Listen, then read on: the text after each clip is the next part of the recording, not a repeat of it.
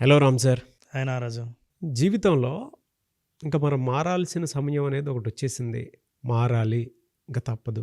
ఎందుకంటే అక్కడే ఉంటే కూడా జీవితాన్ని చూడలేము అనుకునేటువంటి పరిస్థితిని, ఆ మార్పుని మనం ఎలా గ్రహించాలి?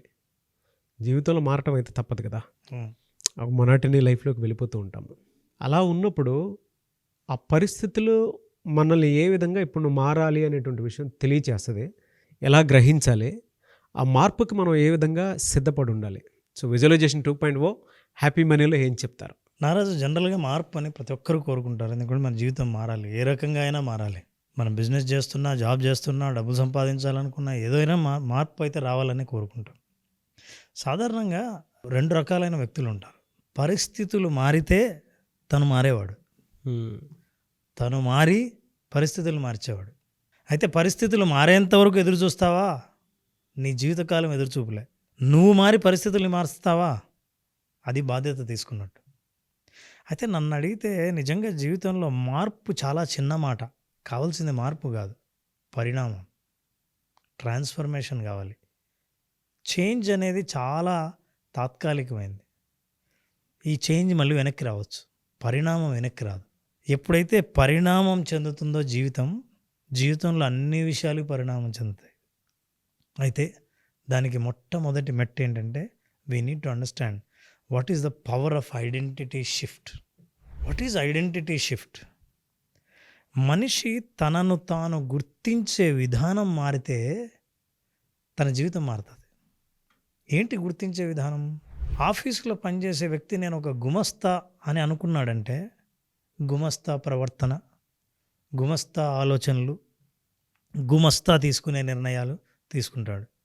నేను ఒక మేనేజర్ అనుకుంటే అతని నిర్ణయాలు మేనేజర్ లాగే ఉంటాయి. నేను ఈ ఇంటికి పెద్ద అని నేను అనుకున్నప్పుడు నా నిర్ణయాలు, నా ఐడెంటిటీ, నా గుర్తింపు మారినప్పుడు నా ప్రవర్తన పూర్తిగా మారుతుంది, నా యాటిట్యూడ్ మారుతుంది.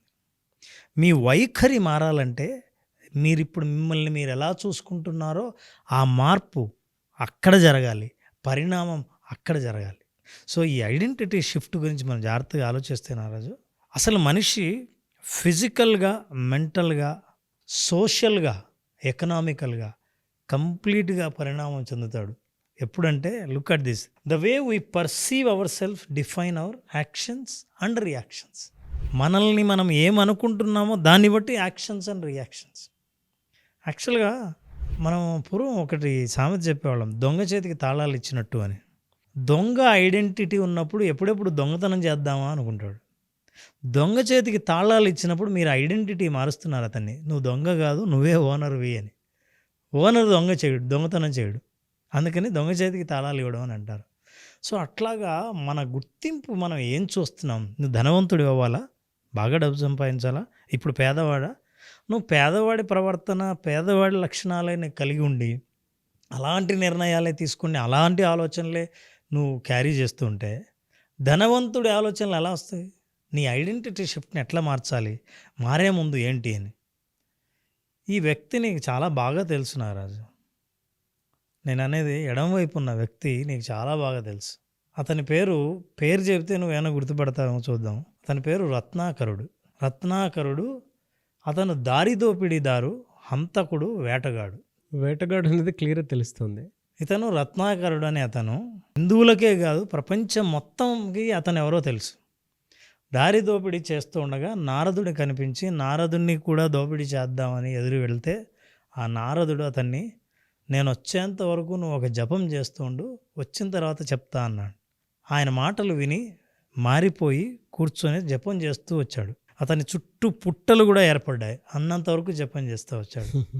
ఆ తర్వాత ఆ రత్నాకరుడే మనందరికీ తెలిసిన వాల్మీకి అయ్యాడు. అసలు ఎంత ఐడెంటిటీ డిఫరెన్స్ ఉంది! అసలు మనిషి భౌతిక రూపమే కాదు, ఆలోచనలన్నీ కంప్లీట్గా, ఇప్పుడు నేను హంతకుణ్ణి, వేటగాడిని కాదు అయినప్పుడు నా వేషధారణ మారిపోతుంది, నా ప్రవర్తన మారిపోతుంది, నా భాష మారిపోతుంది. So this is what is the identity shift అంటే. ఎట్లా ఉన్న వ్యక్తి ఎలా మారాడు? అసలు మారినప్పుడు మనకు తెలియదు నారాజు. ఫిజికల్గా మారుతాడు మనిషి, భాష మారుతుంది. గమనించండి, ఎక్కడైనా నువ్వు ఆ ఐడెంటిటీ షిఫ్ట్ అంటే ఏ పాత్రలోకి వెళ్ళాలనుకుంటున్నావో, ఏ స్థితిలోకి వెళ్ళాలనుకుంటున్నావో, ఆ స్థితిలో ఎట్లా ప్రవర్తిస్తారో, ఆ ప్రవర్తన పట్ల నీకు అవగాహన లేకపోతే నువ్వు మళ్ళీ పాత స్థితిలోనే ఉంటావు. ఈ వ్యక్తి ఇంకా నీకు బాగా తెలుసు. హ్మ్. ఇతని పేరు రాజకుమారుడు. ఇతని పేరు సిద్ధార్థుడు అంటారు. హ్మ్. ఇతను ప్రిన్సెస్ మహారాజకుమారుడు, అంటే బయట ప్రపంచాన్నే చూడాల్సినంత అవసరం లేని అద్భుతమైన అంతఃపురంలో పెరిగిన రాజకుమారుడు. ఐడెంటిటీ షిఫ్ట్ అయిపోయింది. ఎప్పుడైతే తన జీవితం మార్చాలనుకున్నాడు, షిఫ్ట్ బుద్ధుడైపోయాడు. అయిపోతూనే అయిపోయింది, బుద్ధుడైపోయాడు. మరి ఇప్పుడు మీరు ఇంతకుముందు రూపానికి ఈ రూపానికి ఎంత తేడా ఉంది, ఎంత ప్రశాంతత ఉంది, జీవితం పట్ల ఎట్లాంటి అవగాహన ఉంది. అసలు మీరు ఏదో అవ్వాలనుకుంటున్నారే, అలా అయితే ఆ వ్యక్తి ఎలా ఉంటాడో, ఆ స్థితిని, ఆ స్థాయిని మీరు అవగాహన చేసుకోకపోతే షిఫ్ట్ ఎలా జరుగుతుంది? వియత్నాం నేను షూట్కి వెళ్ళినప్పుడు అక్కడ బుద్ధిజం బాగా ఫాలో అవుతారు. అవును. మన ఇండియన్స్ని బాగా లవ్ చేస్తారు వాళ్ళు, అంటే ఆరిజిన్ ఇక్కడే కదా అనేటువంటి దాంతో. ఉం. మీరు ఈ ఐడెంటిటీ గురించి చెప్తుంటే నాకు అనిపించింది అనమాట, షిఫ్ట్ ఇక్కడి నుంచి అక్కడికి ఏ విధంగా వెళ్ళింది అనేది. అంటే ఏది జరిగినా లోక కళ్యాణం కోసమే అనేటువంటి దానికి, చుట్టూ మనం ఏది చేస్తున్నా ప్రపంచం అర్థం, అంటే కొన్నిసార్లు ప్రపంచం మొత్తం మనల్ని గుర్తిస్తుంది కానీ మనం గుర్తించాం. ప్రపంచం గుర్తిస్తుంది, మనం ఇండియాలో గుర్తించలేదని. Hmm. కానీ అందరికంటే ముందు గుర్తించింది అందులో నాలో బుద్ధుడు ఉన్నాడని తనే. అది మనం గుర్తించాలంటున్నా. అదే నాకు అదే అనిపించింది రామ్ సార్, అంటే మనలో మనం ఫస్ట్ గుర్తించాలి.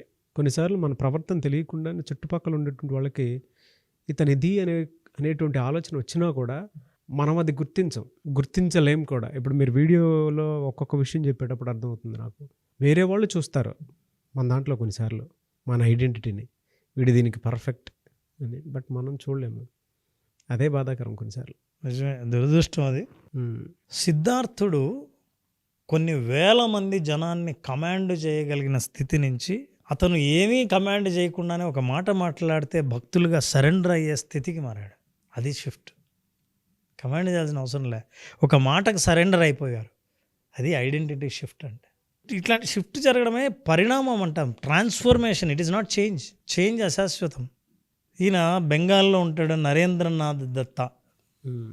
చాలామంది స్నేహితులతో, ఎంతో ఆధ్యాత్మిక ప్రసంగాలతో సరదాగా కాలం గడుపుతూ, లోపల ఎంతో మేధో సంపత్తితో తిరిగిన ఈ వ్యక్తి ట్రాన్స్ఫర్మేషన్ అయ్యాడు. ప్రపంచమంతా గుర్తించింది, స్వామి వివేకానంద.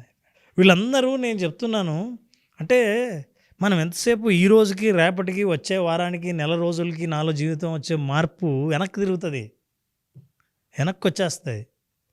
నిన్ను నువ్వు మార్చుకోవడానికి సిద్ధంగా ఉండడానికి నువ్వు ఏ స్థితికి వెళ్ళాలని అనుకున్నావో ఆ పరిణామానికి సిద్ధమయ్యావా లేదా అన్నది. Arise, awake and stop not till the goal is reached. అసలు ఆయన ఒక్కొక్క మాట రక్తనాళాల్లోని రక్తం స్పీడ్గా ప్రవహిస్తుంది. రక్తనాళాలు కాదు, రక్తం ప్రవహించేటప్పుడు అవేంటి స్టీలు పైపుల్లా ఉంటాయని అంటాడు. ఆ కండరాలు, ఉక్కు కండరాలతో మనిషి తయారవుతాడు ఒక్కొక్క మాట ఆయన వింటే. చిన్న పిల్లవాడు ఇక్కడ, ప్రసాద్ ఇతని పేరు. ప్రసాద్ అంటే ఎవరికి తెలియదు. ఐడెంటిటీ షిఫ్ట్లో వీళ్ళందరి పేర్లు మారిపోయాయి, అందరి పేర్లు మారిపోయాయి. అంటే సోషల్ ఎగ్జాంపుల్ దగ్గరగా నేను తీసుకుంటే, పద్మవిభూషణ్ మెగాస్టార్ చిరంజీవి గారు అంటే ప్రపంచం గుర్తింపు, ఆయన ఐడెంటిఫై చేశాడు. This is what is actually identity shift. ఈ షిఫ్ట్ లేకుండా మన జీవితంలో మనం తాత్కాలికమైన మార్పులకు వెంపర్లాడితే ఆ మార్పు శాశ్వతం కానప్పుడు నువ్వు ప్రయత్నించింది వృధా ప్రయాస అని నీకు తెలుస్తుంది. సో లెట్ us అండర్స్టాండ్, ఈ విత్తనం ఏదైతే నాటుతున్నామో, ఈ విత్తనం నాటేటప్పుడే ఇది మహావృక్షం అనేది ఎప్పుడైనా ముందే తెలిస్తే నువ్వు ఎక్కడ నాటాలో ఎందుకంటే భవిష్యత్తును ముందే చూడగలుగుతావు. సో నాగరాజు, దానికి షిఫ్ట్ మారితే నీకు పరిస్థితులు ఏమీ అక్కర్లా. నీకు బలమైన కోరిక ఉంటే నువ్వేమీ నాటకుండానే ఇట్లాంటి పరిస్థితుల్లో కూడా మొక్క పెరుగుతుంది. So understand, belief in possibility. సాధ్యమే, షిఫ్ట్ సాధ్యమే, ట్రాన్స్ఫర్మేషన్ సాధ్యమే, ఐడెంటిటీని మార్చడం సాధ్యమే. అది సాధ్యమైనప్పుడే నువ్వు అనుకునే మార్పు సాధ్యమవుతుంది. Appreciate yourself, appreciate your life. Visualization నీకు కావలసిన షిఫ్ట్ ఏదైతే ఉందో ఆ షిఫ్ట్ని చూపిస్తుంది. ఆ షిఫ్ట్లో ఉన్న భావోద్వేగాలను అనుభవించేలా చేస్తుంది. అప్పుడు నువ్వు సిద్ధమవుతావు.